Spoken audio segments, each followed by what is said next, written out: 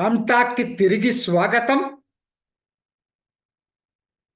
కేరళలో అందరూ ఊహించింది పాలక్కాడు ఈసారి బీజేపీకి బంగారు అవకాశం, అవ గెలిచే అవకాశాలు మెండుగా ఉన్నాయని ప్రతి ఒక్కరూ అనుకున్నారు. నేను కూడా వీడియో చేశాను. మరి అసలు అది గెలవటం సంగతి పక్కన పెట్టండి, ఓటమి కూడా ఘోర ఓటమి చెందింది. పోయినసారి 5,000 తేడాతోటి మెట్రోమ్యాన్ శ్రీధరన్ ఓడిపోతే ఈసారి 18,800 చిల్లర తేడాతోటి బీజేపీ క్యాండిడేట్ కృష్ణకుమార్ ఓడిపోయాడు. బీజేపీ ప్రతిష్టాత్మకంగా తీసుకుంది ఎలా అయినా గెలవాలి అని అనుకొని. అయినా కూడా ఎందుకు ఇలా జరిగింది ఒక్కటి మనం మర్చిపోవద్దు. పాలక్కాడు ఆర్ఎస్ఎస్ క్యాడర్ చాలా చాలా బలంగా ఉన్న ప్రాంతం మొదటి నుంచి కూడా. రెండోది, ప్రస్తుత మున్సిపల్ కార్పొరేషన్లో మెజారిటీ కార్పొరేషన్ స్థానాలు సంపాదించుకొని ప్రస్తుతం అధికారంలో ఉన్నటువంటి ప్రాంతం. ఈ రెండు అడ్వాంటేజెస్ ఉన్నా కూడా బీజేపీ ఎందుకు ఓడిపోయింది? అది అందరూ ఊహించిన దానికి భిన్నంగా దారుణంగా ఎందుకు ఓడిపోయింది? ఇది ప్రతి ఒక్కరు కూడా ఆలోచిస్తున్నారు. కొంతమంది ఏం చెప్తారు, ఇది మెట్రోమ్యాన్ శ్రీధరన్ దాదాపు టైట్ ఫైట్ ఇవ్వటం అనేది ఆయన వ్యక్తిగత విజయం తప్పితే పార్టీ విజయం కాదు అని చాలామంది అనుకుంటున్నారు. కానీ నాకెందుకు అది వాస్తవం కాదనిపిస్తుంది. ఎందుకంటే ఒక ఎన్నిక కాదు, వరుసగా చూసుకునేటట్టయితే మీరు 2011లో 20% ఓట్లు వచ్చినటువంటి బీజేపీ 2016లో అసెంబ్లీలో 29%, 21లో 35% వచ్చింది.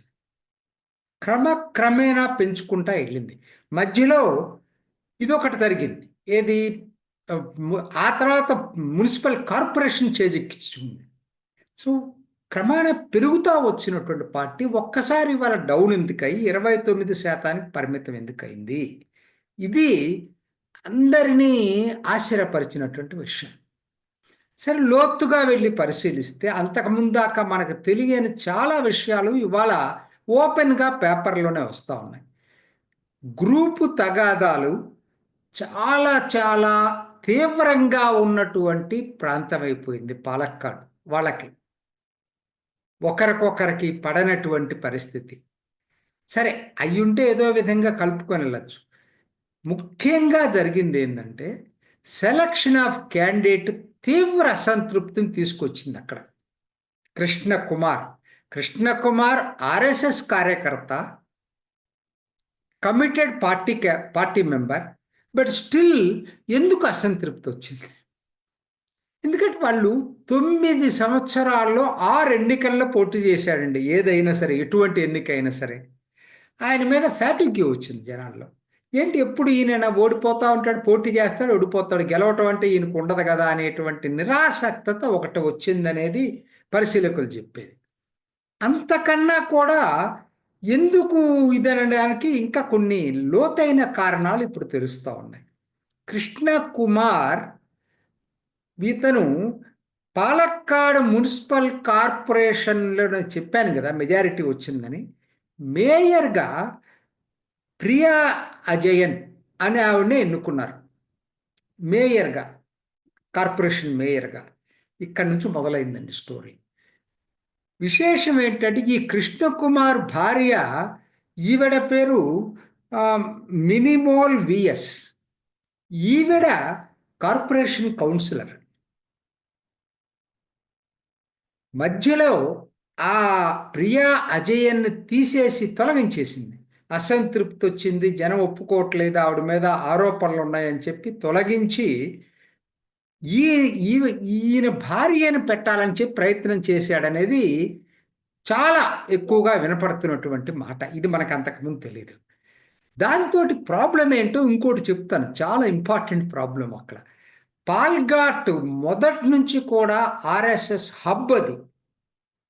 దీనికి ప్రధానంగా ఒక కమ్యూనిటీ అండి, ట్రేడింగ్ కమ్యూనిటీ, వ్యాపారుల మోతన్ అనేటువంటి వ్యాపార కమ్యూనిటీయే ఆర్ఎస్ఎస్కి బ్యాక్ బోన్. అక్కడ ఆర్ఎస్ఎస్ ఆఫీస్ అక్కడే ఉంటుంది, మోతన్ కోఆపరేటివ్ సొసైటీ కూడా అక్కడే ఉంటుంది. 50,000 మంది ఉన్నారు వీళ్ళు, ఒకరిద్దరు కాదు. ఇటువంటి ఈ ఈ ప్రియా అజయ్ అని ఎవరైతే మేయర్గా అదవరికి ఉన్నావని తీసేశారో ఆవిడ ఈ మోతన్ కమ్యూనిటీకి సంబంధించిన వ్యక్తి. రాజకీయాల్లో మీకు తెలుసు కదా, కమ్యూనిటీలు చాలా ప్రధానమైన పాత్ర పోషిస్తూ ఉంటాయి. ముఖ్యంగా కేరళలో కూడా కమ్యూనిటీ వైజ్గానే డివైడ్ అయిపోయినాయి ఇదంతా కూడా. అది ఆ కమ్యూనిటీకి ఉన్నదే వాళ్ళకి తక్కువ వాళ్ళు. అటువంటిది వాళ్ళకు వచ్చిన అవకాశాన్ని ఇతను కృష్ణ కుమార్ మీద కోపం ఏంటంటే వాళ్ళ భార్యని మేయర్ చేయటం కోసం అని చెప్పి ఆవిడ్ని తప్పించారనేది బాగా వీళ్ళ కమ్యూనిటీలో ముద్ర పడిపోయిందండి. అది ప్రధాన కారణం. అయితే ఆర్ఎస్ఎస్ జోక్యం చేసుకొని వాళ్ళ భార్యను చేయకుండా ఆర్ఎస్ఎస్కి అనుకూలంగా ఉన్న ప్రమీలా శశిధర్ని చేశారు మేయర్. వాళ్ళ భార్య కాల ఇంతకి ప్రస్తుత మేయర్ ప్రమీలా శశిధరన్. ఇదండి దీని చరిత్ర బ్యాక్గ్రౌండ్. ఇది వెనక ఈ బ్యాక్గ్రౌండ్లో ఇప్పుడు కృష్ణ కుమార్ని సెలెక్ట్ చేశారండి. సో న్యాచురల్గా ఏంటి, ఎవరైతే వీళ్ళకి స్ట్రాంగ్ కమ్యూనిటీ అనుకున్నటువంటి 50,000 ట్రేడింగ్ కమ్యూనిటీ దూరం అయింది, ఆర్ఎస్ఎస్ కూడా కృష్ణ కుమార్కి ఇవ్వటంతో అంత ఉత్సాహంగా పనిచేయలేనటువంటి పరిస్థితి వచ్చింది. ఈ అభ్యర్థి సెలక్షన్ వల్లే సందీప్ వారియర్, ఇతను స్పోక్స్ పర్సన్, రాష్ట్ర కమిటీ సభ్యుడు, బీజేపీకి స్పోక్స్ పర్సన్గా ఉన్న సందీప్ వారియరు వారం రోజుల క్రితం రాజీనామా చేసి పార్టీకి రాజీనామా చేసి చివరి నిమిషంలో కాంగ్రెస్లో చేరాడు సందీప్ వారియర్. అయితే ఈయన మోస్ట్ పాపులర్ దీంట్లో ట్విట్టర్లో కానీ వీటిల్లో బాగా సోషల్ మీడియాలో మోస్ట్ పాపులర్ పర్సన్ ఇతను.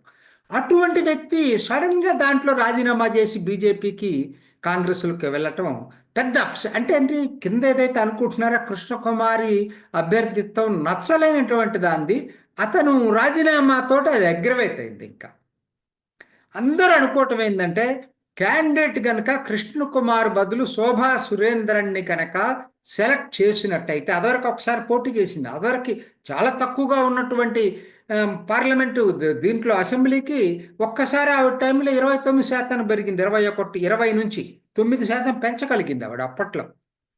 ఆవిడనే తిరిగి ఎందుకు పెట్టకూడదని చెప్పి చాలామంది అనుకున్నారు. ప్రజల్లో ఆవిడకి బాగా పాపులారిటీ ఉంది. సో దీని మీద ఇవాళ విశేషం ఏంటంటే ఎక్కడ వీళ్ళకి పాలక్కాడ్ అసెంబ్లీ అంతా రెండుగా డివైడ్ అయిందండి.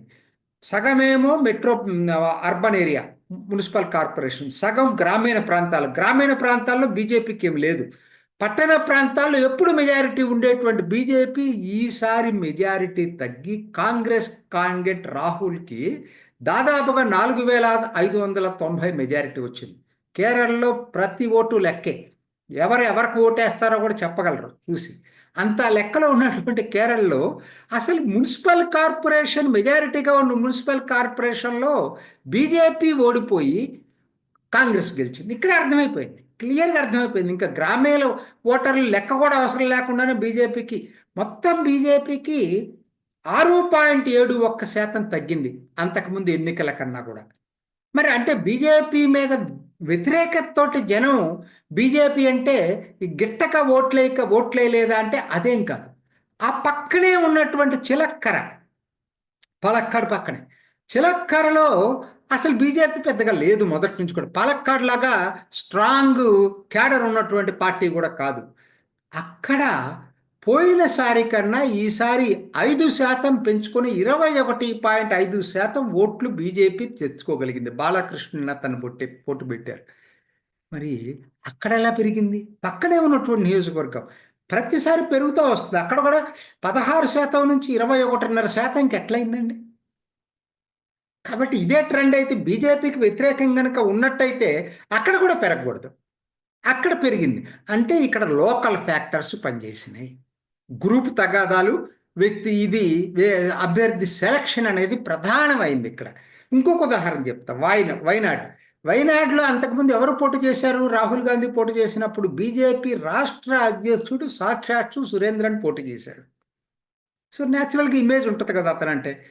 అతనికి 1,00,000 పైగా ఓట్లు వచ్చినాయి. ఈసారి కూడా ఈ అమ్మాయికి అసలు ఏం తెలియదు. నవ్య హరిదాసు ఆ పక్కన కోజికోడ్లో కౌన్సిలర్, ఆవిడని తీసుకొచ్చి పెట్టారు. సేమ్ ఓట్లు వచ్చినాయి ఈవిడికి కూడా, ఏం తగ్గలేదు. వయనాడులో కూడా బీజేపీ మీద వ్యతిరేకత ఉంటే తగ్గాలి, అక్కడ తగ్గలేదు. తగ్గకపోగా ఇంకొక ఇంట్రెస్టింగ్ ఫినామినా ఏంటంటే వయనాడులో ఈసారి క్రిస్టియన్ పాపులేషన్ ఉన్న సుల్తాన్ బేథరి అనే అసెంబ్లీ నియోజకవర్గంలో క్రిస్టియన్ పాపులేషన్ ఉన్న ప్రాంతాల్లో లెఫ్ట్కి సాంప్రదాయంగా లెఫ్ట్కి ఓట్లేసేటువంటి వాళ్ళందరూ కూడా షిఫ్ట్ అయి బీజేపీకి ఓటేశారు. అంటే క్రిస్టియన్ పాపులేషన్లో మార్పు మొదలైందనే దానికి చిహ్నం వయనాడ్లో ఉన్నటువంటి సుల్తాన్ బేతరి అసెంబ్లీ నియోజకవర్గం. సో బీజేపీకి అక్కడ తగ్గలేదు. క్రిస్టియన్స్ సిపిఎం బదులు ఇటు ఇటు మారారు. సో ఇది పరిస్థితి. మరి కాబట్టి ఏంటంటే పాలక్కాడ్లో జరిగింది. వయనాడులో మీకు 153 బూతుల్లో సెకండ్ ప్లేస్లో వచ్చింది బీజేపీ. వయనాడు జిల్లా నేను చెప్పేది, మాలప్పూర్లో ఎటు రాదు, అది మాలప్పురం తెలిసిందే కదా అందరికీ. వయనాడు జిల్లాలో 153 చోట్ల. సో కాబట్టి ఇదంతా కూడా ఏం చెప్తుంది, 2 నియోజకవర్గాల్లో బీజేపీ పర్ఫార్మెన్సు ఆశాజనకంగా ఉంది. ఓన్లీ పాలక్కాడ్లోనే నిరాశాజనకంగా ఉంది. అంటే అర్థం ఇది పాలక్కాడ్లో ఉన్నటువంటి స్థానిక పరిణామాలు తప్పితే రాష్ట్ర వ్యాప్త పరిణామం కాదు. రాష్ట్ర వ్యాప్తంగా బీజేపీ మీద జనాలకి నచ్చక ఇట్లా జరిగినటువంటి వాతం కాదు. సో ఇది దీన్ని బట్టి మనం ఎందుకు ఆలోచించాల్సి వస్తుందంటే, ఇది ఇవాళ మునంబం ఇష్యూ జరిగిన తర్వాత కూడా ఎందుకు ఇలా జరిగిందంటే కేవలం దీని అర్థం ఏంటి అంటే ఇది స్వయంకృతాపరాధం. పాలక్కాడు ఓటమి, బీజేపీ ఓటమి స్వయంకృతాపరాధం. గెలిచే అవకాశం ఉన్న సీటుని గ్రూపు తగాదాలతోటి రాంగ్ అభ్యర్థిని సెలెక్ట్ చేసుకొని అక్కడ వ్యతిరేకత ఉన్నటువంటి అభ్యర్థిని తిరిగి పెట్టి మొత్తం మీద వాళ్ళ ఓటమిని వాళ్ళే కొని తెచ్చుకున్నటువంటి దానికి స్పష్టమైన ఉదాహరణ పాలక్కాడు. మరి భవిష్యత్తు ఎలా ఉంటుంది బీజేపీ అంటే ఇప్పుడేం చెప్పలేం. ఎందుకంటే ఇప్పటివరకైతే 11 అసెంబ్లీ స్థానాల్లో లోక్సభలో బీజేపీకి మెజారిటీ వచ్చినప్పుడు వాటిల్లో పోతుందా అనేది ఇప్పుడు ఎలా చెప్తాం. మళ్ళీ దానికి కావలసిన పాలక్కాడు అయితే లెక్కలేదు కాదు, మిగతా ఆశాజనకంగా ఉన్నాయి. అంటే 2026 అసెంబ్లీ దాకా వేచి చూడక తప్పదు. ఇది ఈనాటి రామ్ టాక్. ఇంకొక ఎపిసోడ్లో మళ్ళా కలుసుకుందాం. నమస్తే. చూసారు కదండి, మరి ఈ వీడియో కనుక మీకు నచ్చినట్లయితే ఒక లైక్ కొట్టేసి మీ అభిప్రాయాన్ని కూడా కామెంట్ బాక్స్లో తెలియజేస్తూ ఇలాంటి ఇంట్రెస్టింగ్ అప్డేట్స్ కోసం మా ఛానల్ని సబ్స్క్రైబ్ చేసుకోండి.